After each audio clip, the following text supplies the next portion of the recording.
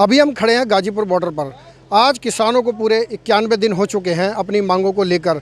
हमारे साथ कुछ विशेषज्ञ, कुछ किसान नेता हमारे बीच में हैं। आइए जानने का प्रयास करते हैं उनकी क्या राय है। अपना नाम बताएंगे जी? मेरा नाम रवि चौधरी है जी। मैं गाजियाबाद से हूँ। सर 91 दिन हो गए और अभी तक कोई मतलब मसला हल नहीं हुआ है, उसके विषय में बताइए क्यों ऐसा है? भैया ये जो सरकार है ना, ये सरकार कम और तानाशाह ज़्यादा है जी। सरकार का मतलब जो हमारे देश में वो लोकतांत्रिक प्रक्रिया से लोकतंत्र के तहत ही काम करने का कुछ तरीका होता था जी। पर अब ये सरकार ने, सबसे पहले मैं इन बिलों की बात कर लूँ, जब ये अध्यादेश को इन बिलों को लाए हैं, ना तो इन्होंने विपक्ष से चर्चा करी, ना ही इन्होंने सत्र को लगने दिया, ना ही किसी किसान के किसी संगठन से इन्होंने बातचीत करी। मतलब अपनी मर्जी से जो इन्हें अच्छा लगा, जो पूंजीपतियों के लिए अच्छा लगा, लेकर बिल को आ गए। आने के बाद में जब किसान उसका विरोध कर रहे हैं, मांग कर रहे हैं कि हमें बिल नहीं चाहिए, उस बिल को जबरदस्ती दिया जा रहा है कि नहीं तुम्हारे फायदे का, तुम्हारे फायदे का है। भैया एक चीज़ आप मुझे देना चाह रहे हो, आप कह रहे हो मेरे फायदे की है, वो मेरे फायदे की है नहीं है, वो मुझे तो पता होगा, ये सरकार को पता होगा। मैं उस सरकार की बात कर रहा हूँ जिसका कृषि से कोई लेना देना नहीं, उनके कृषि मंत्री है, कृषि से कोई लेना देना नहीं। वो बताएंगे किसान को फायदा है नुकसान है। किसान 200 से ज़्यादा अपनी जान गंवा चुके हैं, शहीद हो चुके हैं आंदोलन में, भरी ठंड में यहाँ पर रहे, बरसात में यहाँ पर रहे। एक शब्द नहीं आया सरकार के निकल के मुँह से कि कुछ तो कह दें, बल्कि ने खालिस्तानी पाकिस्तानी ऐसे शब्दों से और बताया गया। तो खैर बातें पुरानी हो गई हैं, मैं इन पर नहीं जाना चाह रहा हूँ, पहले दिन से इस तरह की बातें चली आ रही हैं। लेकिन जो मुख्य बात है कहने की वो ये है कि सरकार निरंकुश सरकार है जो बिल्कुल भी किसी भी तरीके से इंसानियत के फेवर में नहीं है। इसी वजह से आप 91 दिन बता रहे, भी हम तो अक्टूबर तक का प्लान लेकर बैठे हैं, और भी दिन आगे बढ़ेंगे। आंदोलन तो चलेगा ऐसे ही। सरकार की हट्टी अगर अपनी बनी हुई है तो किसानों की बनी हुई है, किसान अपने अधिकारों के लिए लड़ रहे हैं, सरकार अपनी जिद पर लड़ रही है। मंत्री जी ने साफ लफ्जों में कहा कि भीड़ इकट्ठी करने से कानून वापस नहीं होता। तो फिर कैसे होता है? मतलब चोरी से कानून बनाने से कानून मान लिया जाएगा? कानून बनाने पर आओ ना, पहले हटाने के बाद में कर लेते हैं भाई। कानून बनने की भी तो प्रक्रिया होती है। चोरों की तरह कानून बना लेंगे तो हम कानून मान लेंगे उसको। इन्होंने विपक्ष से चर्चा करी थी क्या कानून बनाते टाइम? सत्र को खा गए, पूरा सत्र खा गए, शीतकालीन सत्र। इनको शर्म आनी चाहिए उस कृषि मंत्री को जो कह रहा है कि भीड़ से कानून नहीं हटता। अरे भीड़ से तो सरकार हट जाती है भैया, ये तो कानून है, ये सरकार भी भीड़ से हटेगी। अभी 1 साल के अंदर अंदर यूपी का चुनाव है, इनको रिजल्ट मिल जाएगा। हाल फिलहाल में इनको मिला है, अभी 0-0 आ रही है सब जगह से इनकी निकलकर। छोटे चुनाव में हमेशा बीजेपी हारती है, बड़े चुनाव में जीतती है, इसका क्या रीजन है? देखिए, एक बहकावा होता है, प्रचार तंत्र है जिस पर ये सरकार काम करती है। प्रचार इतना बढ़िया करा गया था कि यहाँ पर बैठे 99% लोग ये कहेंगे उन्होंने बीजेपी को वोट दी थी। आप बात कर लीजिएगा, सर्वे कर लीजिएगा, कम से कम 95% तो है। और आज वही 95% कह रहे हैं कि कुछ भी हो जाए इसको दोबारा नहीं आने देना। तो ये जो आप बात कर रहे हो बिल्कुल सही है। छोटा बड़ा इलेक्शन की मैं बात नहीं कर रहा, मैं सारी कर रहा हूँ भैया। प्रचार तंत्र के बहकावे में आए थे हम लोग, सभी आए थे।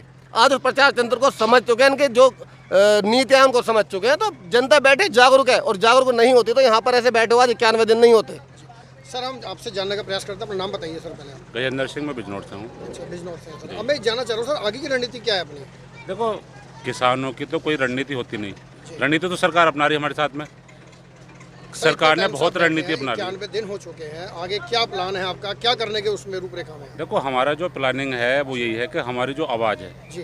पहले कुछ प्रदेशों में सरकारी बता रही थी कि 1 प्रदेश की बात है, फिर सरकारी कह रही है कि 2 प्रदेशों में 4 प्रदेशों में आ गया। लेकिन आज ये आंदोलन पूरे देश में, हर प्रदेश में, हर घर में पहुंच चुका है। जिस दिन टिकैत साहब का आदेश होगा और ये कहते हैं कि भीड़ से जितनी चाहो उतनी भीड़ यहाँ आ जाएगी, जितने ट्रैक्टर कहेंगे उतने ट्रैक्टर यहाँ जाएंगे, लेकिन सरकार किस तरह से मानेगी, सरकार को बताना होगा। लेकिन कुछ न्यूज चैनल के दिखा रहे हैं कि यहाँ पर भीड़ जो 70% कम हो चुकी है।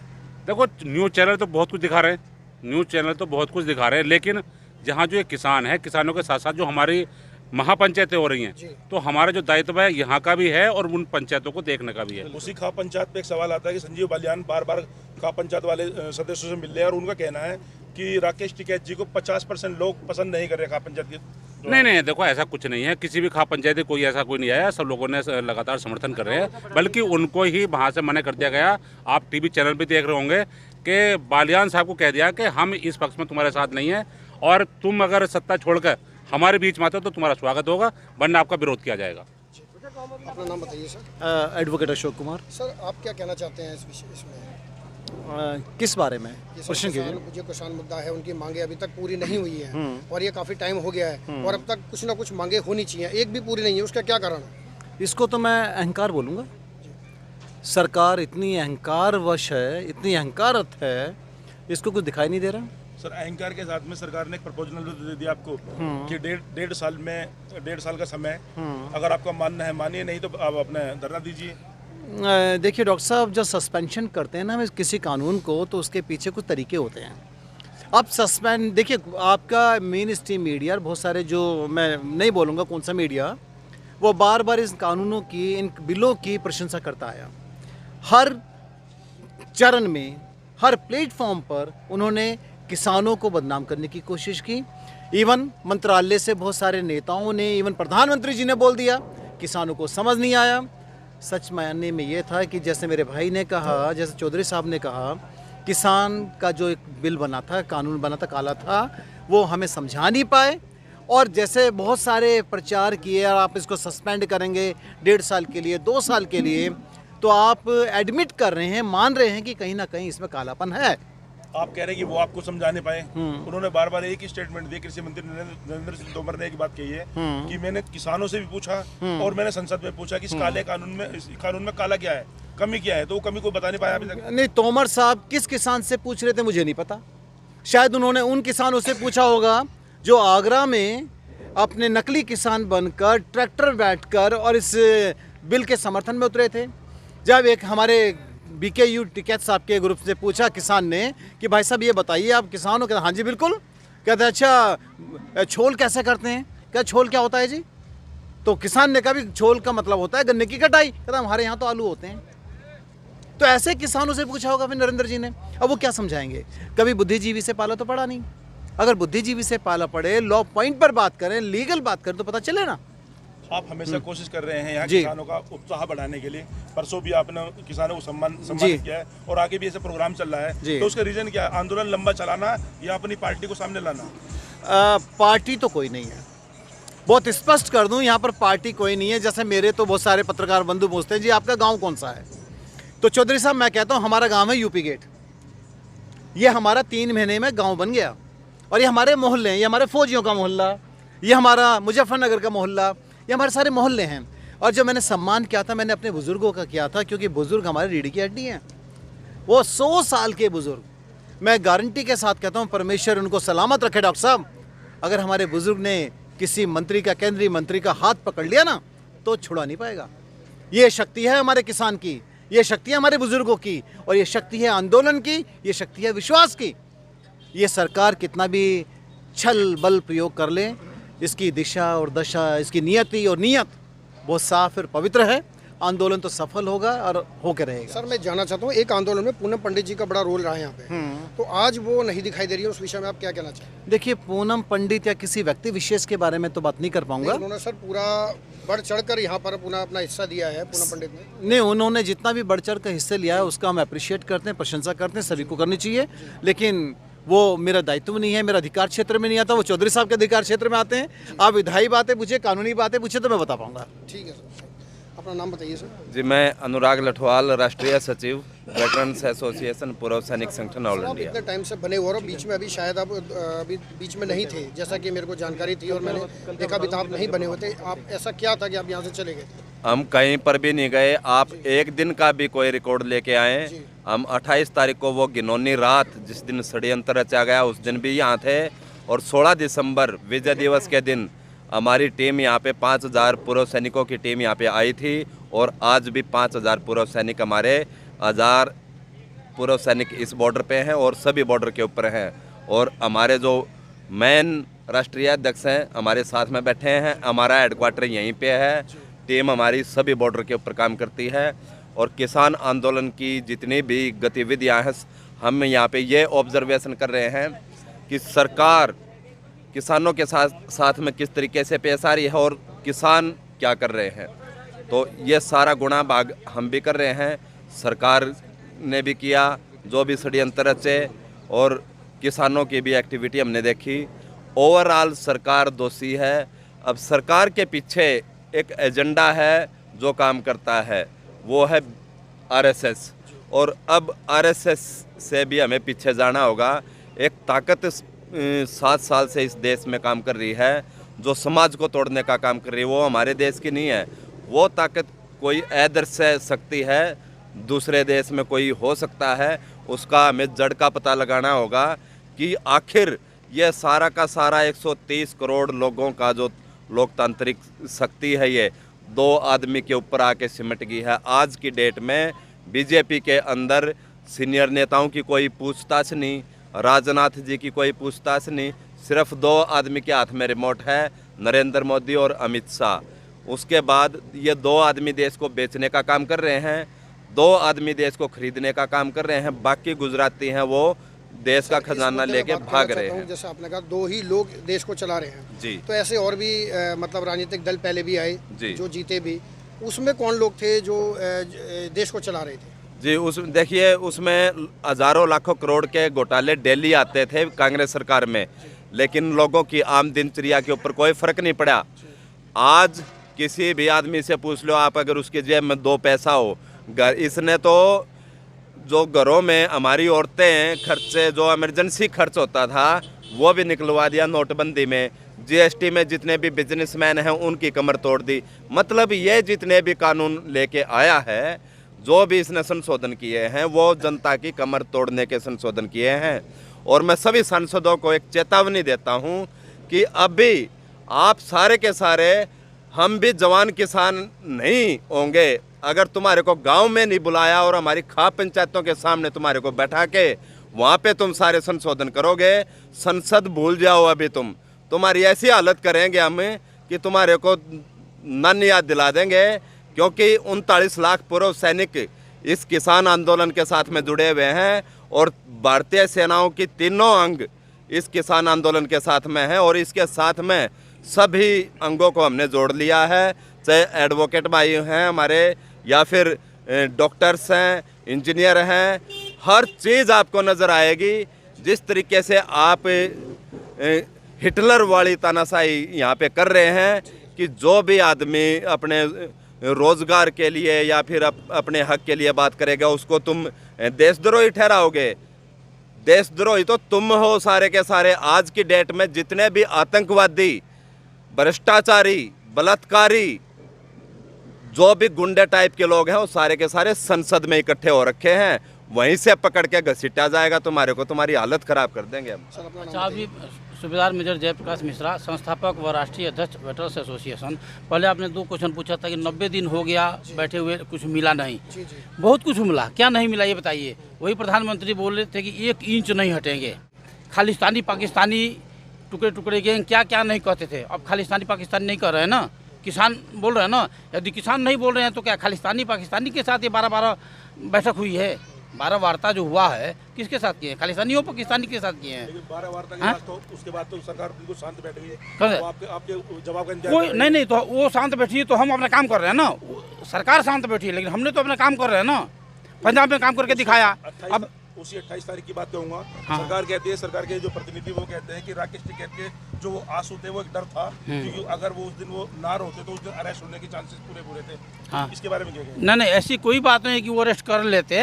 अरेस्ट कर लेना तो रोने से कोई ये छोड़ देता क्या? बताइए, दुनिया में बहुत लोग रो रहे हैं तो रोने से अगर छोड़ दिए होते तो फिर छोड़े ना, रोने से वो नहीं छोड़े, उनको भी डर है। आज भी आके अभी बोल रहे ना, उनकी गोदी मीडिया क्या बोल रही है कि आदमी नहीं है, आके अरेस्ट कर ले, आके यहाँ से हटा दे सभी को।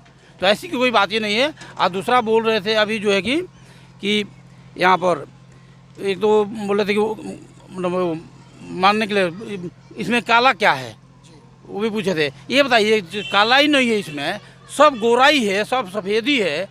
तो 12 संशोधन जो कर रहे हैं, 9 संशोधन कर दिए, 12 के लिए तैयार हैं 15 में से, वो किस बात के लिए तैयार हैं?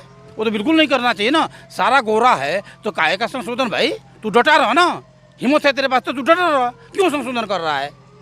तो आप बताइए सर अपना नाम। रिटायर्ड सूबेदार गुरचरण आप सिंह। क्या कहना चाहते हैं सर सरकार से? हम सरकार से कहना चाहते हैं कि ये जो सरकार है, ये इसके कथनी और करनी में बहुत अंतर है। इस सरकार ने पूरे देश को राजकता की ओर धकेल दिया है। अभी हम ये इनके कंट्रोल से बाहर हो रहा है कि देश में क्या होगा क्या नहीं होगा, क्योंकि जिस तरीके से इन्होंने ये कोरोना महामारी की आड़ में तीनों काले कानून बगैर किसी के परामर्श किए हुए अडानी वानी कारपोरेट घरानों की मदद से ये रात के अंधेरे में ये इनको पास किया है। लोकसभा में कुछ आपने देखा कैसे बहस हुई, राज्यसभा में इनका बहुमत नहीं था उस दिन, इन्होंने वहाँ भी वोट नहीं कराई, हल्लड़बाजी में इन्होंने पास किया है। ये जो एमएसपी की गारंटी कहते हैं, एमएसपी पहले भी थी, अभी भी है, आगे भी रहेगी। एमएसपी कहाँ एमएसपी है? हमारा धान 45,000 रुपये एक ट्राली सस्ता बिकता है। हम मोदी जी से कहते हैं हमारे को 2,000 रुपया देते हो, 6,000 रुपया साल का देते हो, हमारे से 6,000 रुपया लो, हमारे को एमएसपी दो। 45,000 रुपये एक ट्राली हमारी सस्ती बिकती है। कौन सा पैसा हमारे को दे रहा है? हमारा पैसा उल्टा ये खा रहा है। पूरे देश में एमएसपी नहीं है, 6% लोगों को है। ये 6% लोगों की बंद करने के लिए ये तीनों कानून काले लेकर आ रहे थे। इनकी साजिश है ये पकड़े गए, रंगी हथी चोर पकड़े गए इस बार। आपने देश की हमेशा सेवा की, बॉर्डर पर आप हमेशा रहे, और आज आपको एक टैग दिया जाता है खालिस्तानी पाकिस्तानी आंदोलन जीवी, तो कैसा महसूस करते हैं? ये इनके बाप का देश नहीं है, इनका दिया हुआ कोई टाइटल नहीं चलता आजकल। ये खुद देशद्रोही हैं, ये खुद देशद्रोही हैं। जब पंजाब से चला तो कह रहे थे खालिस्तानी है, सब पब्लिक ने जवाब दिया कि खालिस्तानी। हम इधर देख रहे थे, लेक्चर देते थे लोग, अगर ये खालिस्तानी, हम सारे खालिस्तानी, पकड़ लो जिसको पकड़ना है। अभी सारा देश खालिस्तानी होता जा रहा है। 5 स्टेट में खालिस्तानी अभी बढ़ गए हैं, अभी आगे और बढ़ेंगे, देखना कलकत्ते तक जाएंगे खालिस्तानी। अभी हमारे साथ कुछ नौजवान साथी भी आए हैं, उनसे जानने का प्रयास करते हैं। अपना नाम बताइए। मेरा नाम तान्या कपूर है और मैं एडवोकेट हूँ, और क्योंकि मैं लीगल बैकग्राउंड से हूँ तो मैं लीगैलिटी के ऊपर बात करना चाहूँगी। सबसे पहले तो मैं आपसे ये जानना चाहता हूँ, जो 26 जनवरी की जो घटना हुई थी, उस घटना के बारे में बताइए। देखिए, 26 जनवरी की जो घटना हुई थी वो बहुत निंदनीय थी। पहली बात तो ये कि किसान उस घटना में नहीं थे, ठीक है, जिन्होंने झंडा फहराया, निशान साहिब लगाया, ठीक है। दूसरी चीज़, वहाँ पे से कभी झंडा हटाया नहीं गया देश का, हमारा तिरंगा नहीं हटाया गया। गए थे वो भी किसान वेश में थे ना, किसान वेश में, किसान वेश में जरूर थे। देखिए, आप खुद कह रहे हैं किसान वेश में थे, मतलब किसान नहीं थे। किसानों को मुद्दा देखिए, मैं किसान को मेन नहीं कहूँगा किसान थे, मैंने किसान वेश में कहा है। हो सकता है वो किसान है या कौन है, वो तो जांच के बाद पता लगेगा। बिल्कुल जांच के बाद पता लगेगा। देखिए, जिसने निशान साहिब फहराया था वो खुद दीप सिंधु जी किसके इलेक्शंस में खड़ा हुआ था? सनी देओल के। लेकिन बीजेपी के इलेक्शन ये भी आए थे कि मुझे किसानों ने बोला था, उसका लास्ट स्टेटमेंट यही था। देखिए, अगर आप बीजेपी के हैं तो बीजेपी को सपोर्ट करेंगे ना, बीजेपी के अगेंस्ट तो नहीं जाएंगे। इसका मतलब आप सिद्धांतवादी नहीं है अगर आप दूसरों के साथ जा रहे हैं तो वही दीप सिद्धू कहता है कि किसानों को जो फंडिंग होती है उसका मेरे पास सबूत है, अरेस्ट होने के बाद कहा कि किसानों को फंडिंग हो रही है। तो दे क्यों नहीं रहे हैं सबूत? लाइए, सामने रखिए सबूत, हम भी देखते हैं कहाँ से फंडिंग आ रही है। किसानों के पास किस चीज़ की कमी है? फसल नहीं है हमारे पास खाने के लिए, हमें कोई और खाना क्यों देगा? हम खुद अन्नदाता हैं। आप किसी राजनीतिक पार्टी से हैं? नहीं। लेकिन यहाँ पर जो अभी जो किसानों का मुद्दा रहा, उन्होंने कहा कि हम विपक्ष और राजनीतिक पार्टी से हमें दूर रहे हैं। लेकिन यहाँ पर देखने को मिला है कि आपके भी, कांग्रेस की भी बहुत सारी विपक्ष पार्टी हैं जिनके नेता आपको सपोर्ट कर रहे हैं, उसके बारे में क्या कहेंगे? उसके बारे में मैं ये कहना चाहूँगी कि अगर कोई भी कानून बनाया जाता है तो एक रूलिंग पार्टी होती है, एक ऑपोजिशन पार्टी होती है। अगर रूलिंग पार्टी का ऑपोजिशन पार्टी विरोध नहीं करेगी तो सही कानून कैसे आएगा? तो अगर किसान यहाँ पे धरना कर रहे हैं, प्रदर्शन कर रहे हैं, और उसके विरोध में उसको ऑपोजिशन सपोर्ट कर रहा है, तो उसमें बुराई क्या है?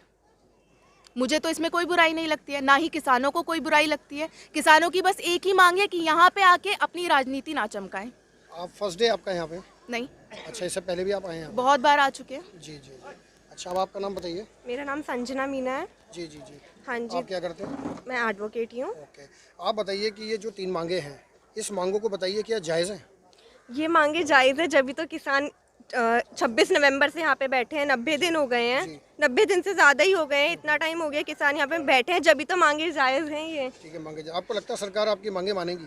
सर, क्यों नहीं मानेगी? अब हम इतने दिनों से बैठे हैं तो उनको मांगनी पड़ेगी, नहीं तो हम भी यहाँ से नहीं उठेंगे। 91 दिन हो चुके हैं लगभग, इतना हो गया है, आगे का कुछ नहीं कह सकते कि अब तक कब तक की मांगे पूरी होंगी? सर, जैसा कहा जा रहा है कि अक्टूबर तक की प्लानिंग है, तो हम भी अक्टूबर तक यहीं बैठे, कभी ना कभी आप लोगों ने अक्टूबर तक यहाँ पे रहना। वो तो कस ली गई है। सर, आप बताइए। सर, नाम मेरा तरुण गुप्ता है। आप क्या करते हैं? एडवोकेट। आप भी एडवोकेट हैं। आप क्या कहना चाहते हैं सर? कहना कुछ नहीं ज़्यादा, सरकार की मेंटेलिटी बता रही है कि वो किस ओर जा रही है। पहले एयरपोर्ट बेच दिए कंपनी के अडानी अंबानी को, ठीक है, 50 साल की लीज पे दे दिए। ये क्या फॉर्मेट हुआ? आप जो गवर्नमेंट प्रॉपर्टी है उसे बेच रहे हैं, और आप कह रहे हैं कि लास्ट महीने सबसे ज़्यादा GST आया। लेकिन 2014 मोदी जी का स्लोगन यह रहा कि मैं देश नहीं बिकने दूंगा। हाँ, तो क्या बचा इसमें, बताइए आप। कुछ नहीं बचा। पतंजलि जैसे कोरोनिल की दवाई लेके आ रहे हैं। अच्छा, ये जो बजट आया, इसमें बजट में आप खुश हैं? नहीं, बजट मैंने नहीं। पेट्रोल के दाम भी दिन पे दिन बढ़ते जा रहे हैं और आज 91 के पार आसपास आ गया है। मोदी सरकार आई इसलिए थी, सबसे ज्यादा कन्वेंस व्हीकल्स का ही करते हैं आप लोग। 63 जब रेट थे कांग्रेस के टाइम में, तो कि इतना रेट हो गए हैं, कैसे करेंगे हम, 31 रुपीज़ में ला देंगे, आज 100 रुपये पार हो रहा है। ठीक है, तो मतलब आप नाखुश हैं? बिल्कुल बिल्कुल ना कुछ है। ठीक। अच्छा, अपना नाम बताइए सर। मेरा नाम मनीष कुमार है और मैं भी एडवोकेट हूँ। अच्छा, आप भी एडवोकेट हैं सर। मैं आपसे जानना चाह रहा हूँ, इतना टाइम भी हो गया बने हुए और आप इतना टाइम से बने हो, जैसे लोगों ने बोला, आगे क्या लगता है आपको कितने दिन और बनेंगे आपसे? सर ऐसा है कि आज़ादी भी एक दिन में नहीं मिली थी, जी जी। ऐसे सर ये भी एक दिन में तो मिलेगा नहीं। हम तो पूरे तैयार बैठे हैं। अच्छा, पूरे तैयार बैठे। बिल्कुल सर, बिल्कुल एंड तक बैठने के लिए तैयार है। आप देख सकते हैं पूरे 91 दिन हो चुके हैं। यहाँ पर विशेषज्ञ, कुछ नेतागण भी थे, कुछ नौजवान साथी भी थे, जिन्होंने कहा है कि जब तक मांगे उनकी पूरी नहीं होंगी वो यहाँ पर डटे रहेंगे, चाहे कुछ भी हो जाए। इनका मानना साफ दिख रहा है, बाधाएं कब बांध सकी हैं, बाधाएं कब बांध सकी हैं आगे बढ़ने वालों को, विपदाएं कब रोक सकी है मरकर जीने वालों को। कैमरामैन अतुल के साथ अमित शर्मा, दिल्ली लाइव, गाजियाबाद।